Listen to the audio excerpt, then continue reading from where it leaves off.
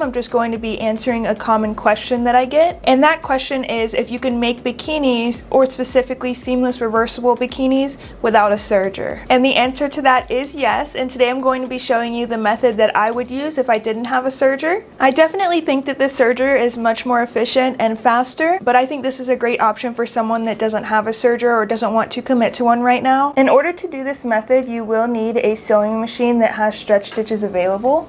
Specifically this stretch stitch right here, number 24. As you can see, it's very similar to a serger stitch, and what's really important about this stitch is that it is a straight line on both sides, so that's what gives it that clean seam. So I have these scrap pieces of fabric here, and I'm just going to show you on one of them what it would look like if I serged with elastic attached, which is what I normally do in videos. And then I'm going to use the method without the serger with elastic attached as well. So let's go ahead and get started on that. So before we get started sewing these pieces together, I wanted to go ahead and go over the settings. First and foremost, I have the stitch that I'm using selected. I have my width set at 5 just because I want it to be able to cover the elastic completely, and then I have my tension set at 3. Also, I have my polyester thread here. You could use polyester or woolly nylon, my swimsuit fabric, and my clear elastic. I use clear elastic when making my bikinis, but you could also use a rubber elastic. And now we'll go ahead and get right into it. So I have my 2 pieces of fabric here, and I'm going to make sure right sides are facing, just like if I was making a regular bikini. And before we get started, always keep in mind that a serger does cut off a little bit of fabric. I believe it's about 1/8 of an inch. So we're gonna kind of mimic that in a way by just staying a little bit further from the edge, and we'll just cut off the excess at the end. So we'll go ahead and get started. You're going to place the elastic directly on top,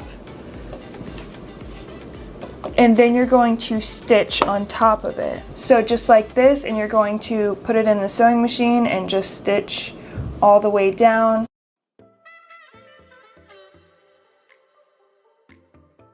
So I just finished sewing my scrap pieces with that stretch stitch that I told you about, and now I'm just going to cut off the excess fabric. Remember, the serger usually only cuts off about 1/8, but I went over a little bit.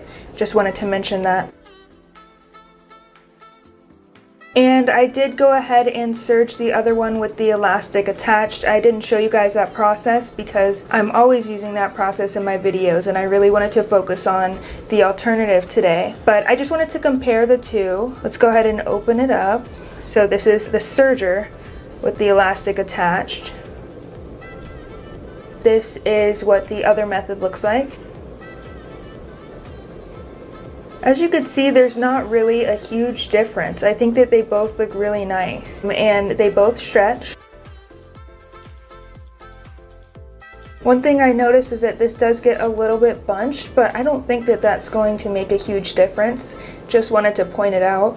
And this is what the other side looks like. So if you don't have a serger, you could always just replace that with this stretch stitch on the sewing machine. You can use other stretch stitches as well, but I just think that this one is the best and gives the best clean look, especially when you open it up for a reversible piece. If you have any questions, please feel free to leave them in the comments below. And until next time, I will see you guys later.